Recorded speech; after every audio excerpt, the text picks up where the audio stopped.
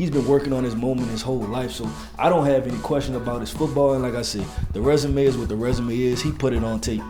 One of the players we knew we were going to be talking about in the 2022 NFL Draft for a really long time was Derek Stingley Jr., the cornerback from LSU. We've known since 2019 that Derek Stingley Jr. was going to be a member of this draft class. 89.75 consensus grade for Stingley amongst our group.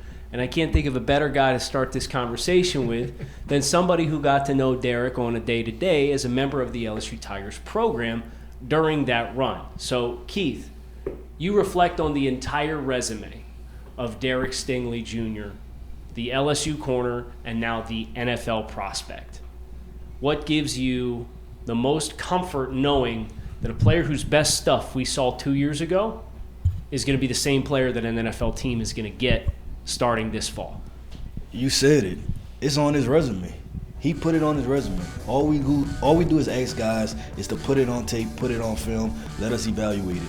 And I don't think that any other cornerback, and you probably could combine seasons that put together a season like that 2019 season was. And look, those interceptions, that 6-7 interceptions, those PBUs, that wasn't gimmicky stuff. That wasn't playing zone defense and baiting and, the quarterback misthrow the ball. No, that was in the SEC championship, playing man-to-man, and I'm locking this guy up. So when you talk about on the next level, seeing high-caliber talent, Derek Stingley has done that already. I've watched this guy in practice against Jamar Chase, against Justin Jefferson, and that's back-to-back Rookie of the Year candidates, and he ran with those guys. Now, unfortunately, right, the last 2 years haven't been up to par, but there have been a lot of other things, that we say program-wise that haven't went as right as with the LSU program too. So, man, it's hard to knock it. We just watched this guy at Pro Day. He ran a 4.4, jumped almost 40 inches, had really good testing numbers, and he showed up. And I think one thing that catches everybody off guard, and I think we talked about this, Kyle, was density. His density, right? Like this is a thickly built corner. Like he can play at 200 pounds easily because he's just a well-built athlete. Just knowing this guy and his pedigree, he's been working on his moment his whole life. So I don't have any question about his football. And like I say, the resume is what the resume is. He put it on tape. Yeah, I mean, Keith, again, Mr. LSU, we trust your opinion about Derek Stingley Jr., but I think a lot of the things that you were saying, I saw too. When you go back to 2019, that tape is phenomenal. I mean, if he had put that type of tape on 2020, 2021 film, we're talking about he'd be right up there with Kyle Hamilton, probably above Kyle Hamilton as our number one player. And right. For me, it's the ability for him as a man-to-man cover player is outstanding. He has the length, he has the size, but for him to have the fluidity in his hips, the foot patience, the foot quickness to mirror and match, but also carry vertically. I mean, he has everything you want. I think the instincts in zone are great. The ball skills are rare. He makes outstanding players on the football.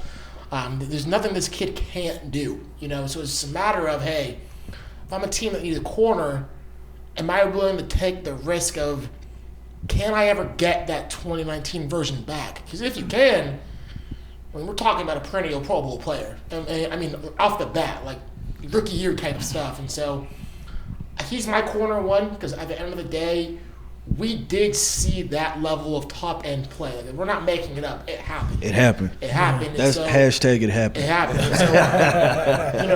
So, what's it going to take to get back to that?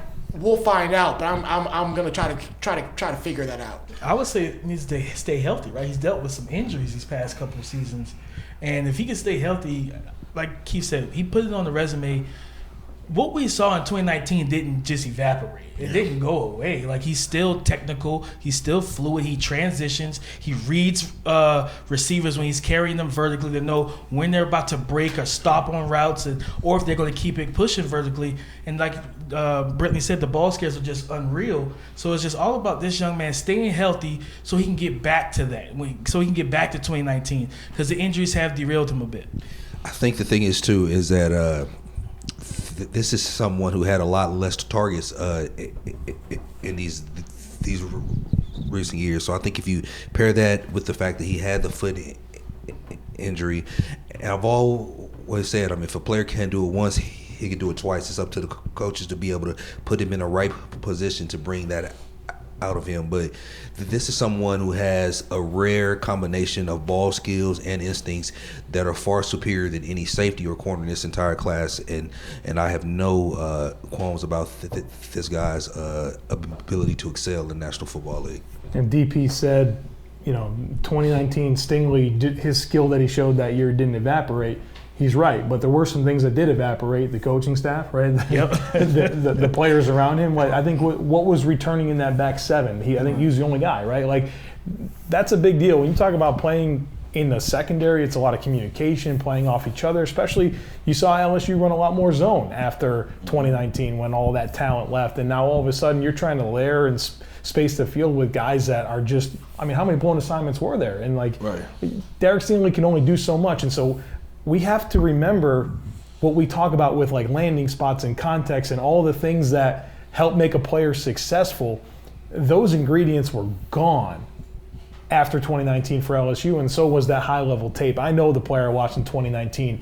That player is unmatched by any corner in this class.